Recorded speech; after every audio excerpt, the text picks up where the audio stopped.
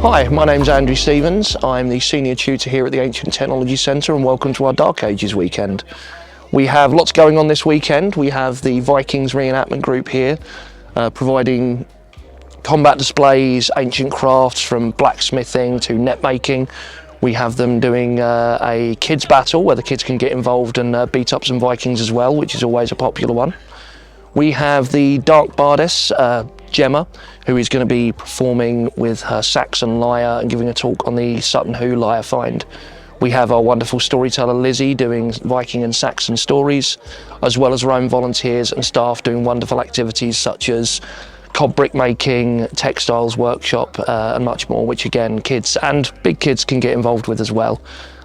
We hope you enjoy the day, and if you'd like to know more about our upcoming events, please check out our social media and the website in the description below. Thank you.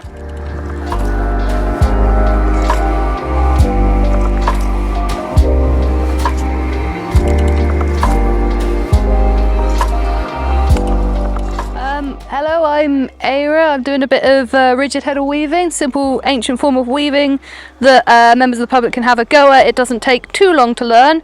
You're essentially just going back and forth with the shuttle. This here rigid heddle does all the actual work. So when you pull it down, one lot of threads are on top. When you push it up, a different lot are on top.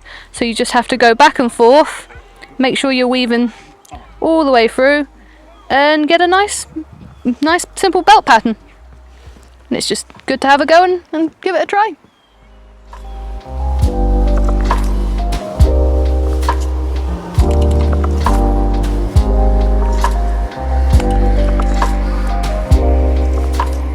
My name's Craig Brooks, better known as the Saxon Forager, and today I'm demonstrating food from the Saxon and Viking period.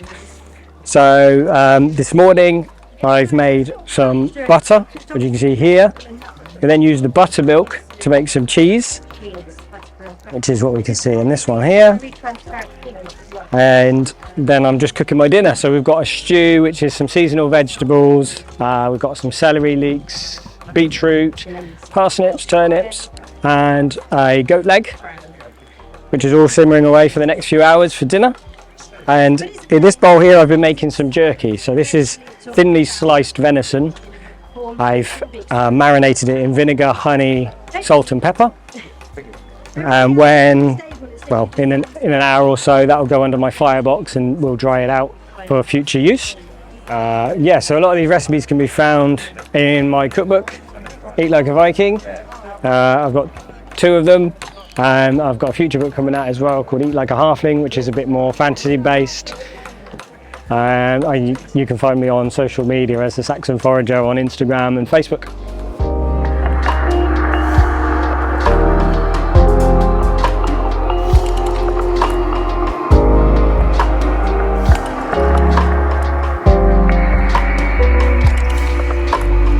Hi, I'm Johan. I'm a reenactor from the southwest of Britain.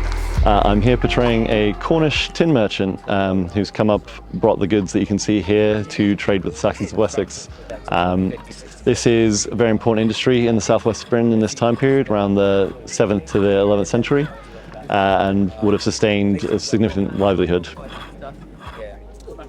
So we have cassiterite soil. So this is from still active mining in Cornwall. Cassiterite is what tin's called when it's still in the soil. Finding it required special skills. You would be looking for things like the state of the vegetation in the land. Vegetation wasn't doing too good, was probably a sign of metal poisoning, so you'd want to go there to try and find the mining. When you found it, when you've mined it, you'd then process it and smelt it into ingots like this. A lot of ingots are circular shaped, they're domes. We think that they were digging shallow pits like this one you can sort of see at the end here, into the soil and then pouring the tin directly in to make the ingots for trade. A very famous example is the Prasan's ingot, which has a cross mark on a semicircular ingot.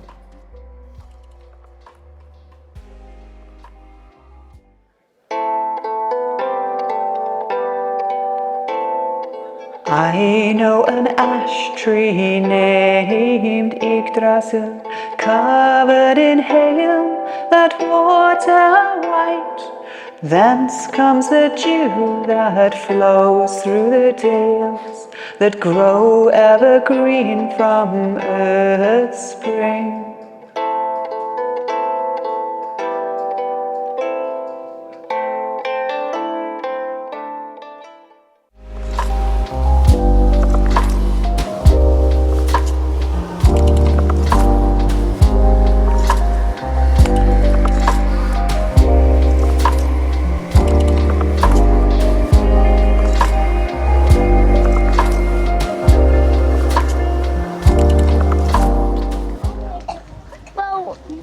I've been liking to come to the Ancient Technology Centre because there's not much other places like it, really.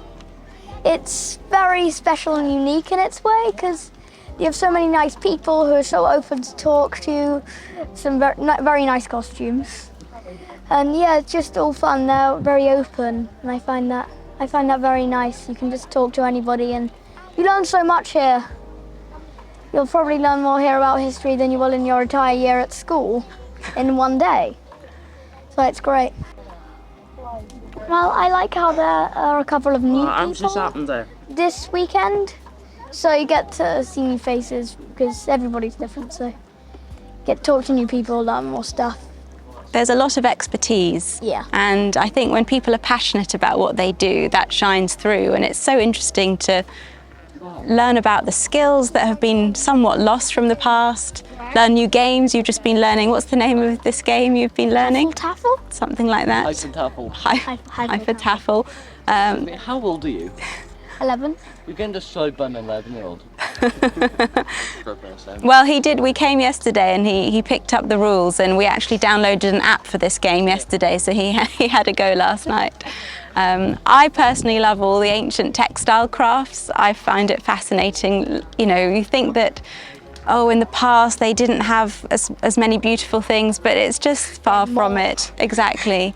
It was made from a hot needle that was on a fire. Really? Yeah. Wow. That's how they made it. Yeah, you see, you just learn something every time, and I think we've been coming since you were a toddler. And what's special for me as a parent has been... I can't remember not going here. Yes, all the time. And it's special for me because I know that you get immersed in that living history, and you can take so much more from it than any book could ever share. And I think it's ignited a real passion in you. And I wonder, when we look back when you're an adult, if we'll say, oh, it was because of the Ancient Technology Centre that you have the hobbies or even career that you might have one day. You also have all the very, very nice houses and tents and stuff that have been built by people who are here. You have like the Viking longhouse and the Earth roundhouse. You have all these special buildings as well, so you can just go through different periods of history. You can just step in and it's like just in another place in another time. Yeah. Thank you so much. That's it.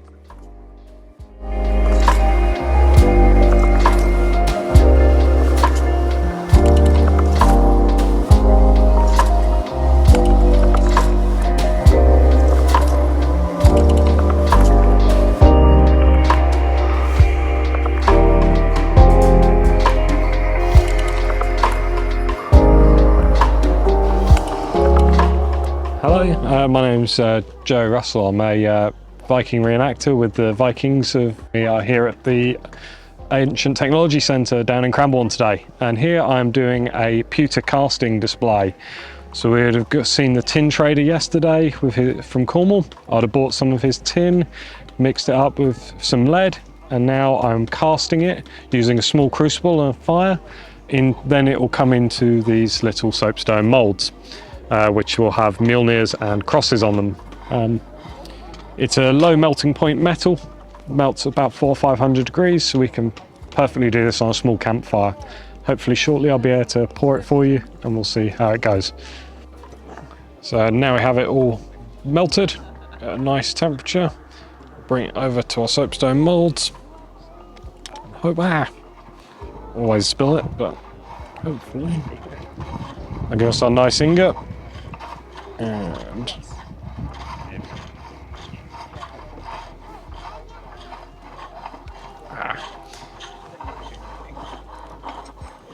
we'll give this a few seconds and it will have already solidified, and we can then knock them out of the moulds.